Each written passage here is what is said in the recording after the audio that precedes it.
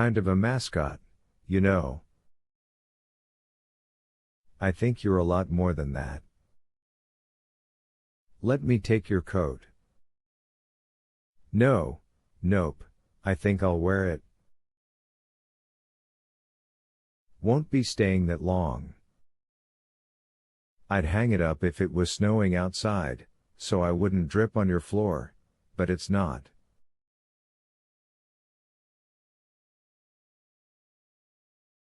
It's just boogery cold, you know. Too cold to snow, my father would have said, and at my age I feel the cold a lot more than I did 50 years ago.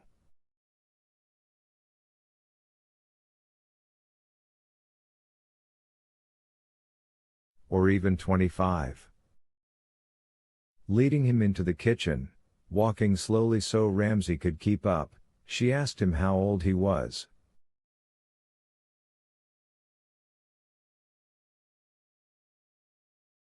"78 in May." He spoke with evident pride. "If I make it." I always add that for good luck. It's worked so far. What a nice kitchen you have, Mrs. Anderson, a place for everything and everything in its place.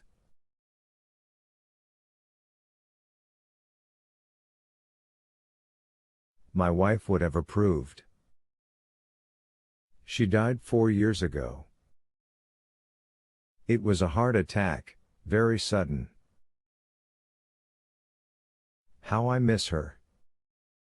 The way you must miss your husband, I imagine. His twinkling eyes, young and alert in creased, pain-haunted sockets, searched her face.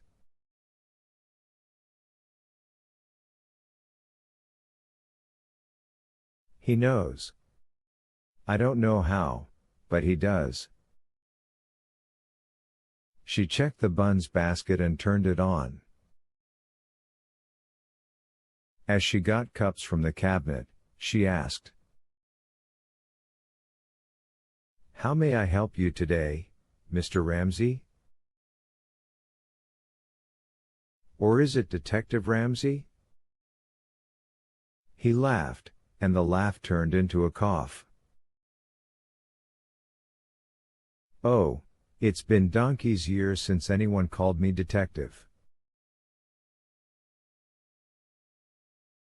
"Never mind Ramsay, either, if you go straight to Holt, that'll work for me."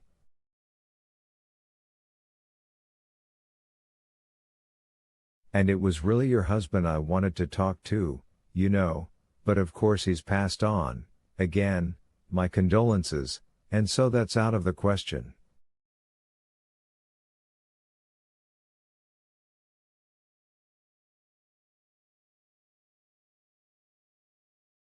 "Yep, entirely out of the question." He shook his head and settled himself on one of the stools that stood around the butcher block table.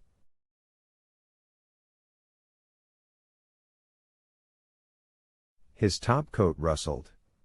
Somewhere inside his scant body, a bone creaked.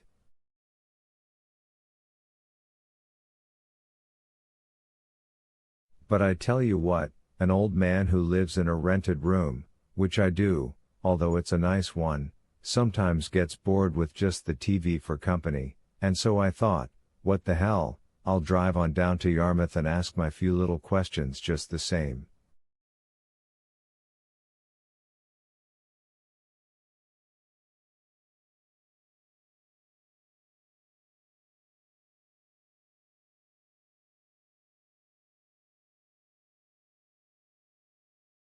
"She won't be able to answer many of them," I said to myself, "maybe not any of them, but why not go anyway?"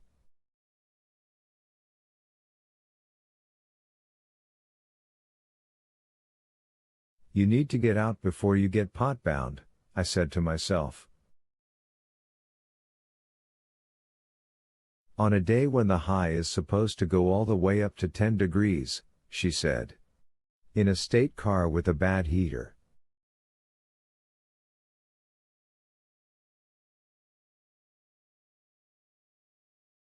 Yeah, but I have my thermals on, he said modestly.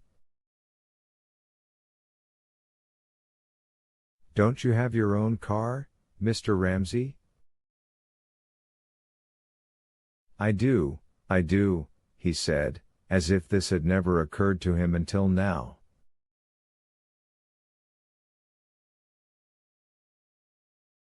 Come sit down, Mrs. Anderson. No need to lurk in the corner. I'm too old to bite. No, the coffee will be ready in a minute, she said.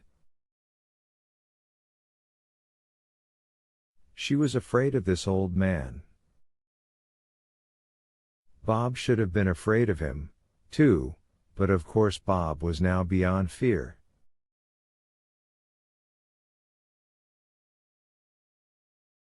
In the meantime, perhaps you can tell me what you wanted to talk about with my husband.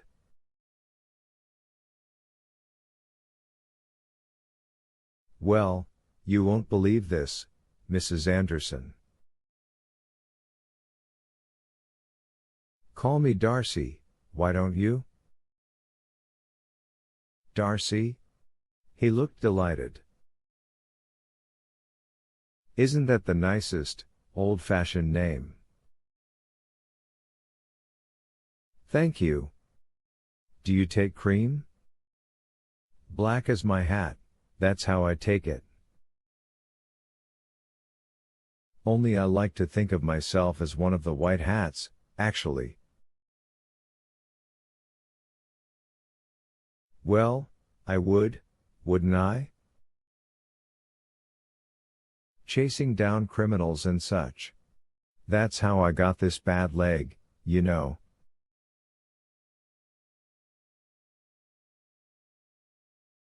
High-speed car chase, way back in '89.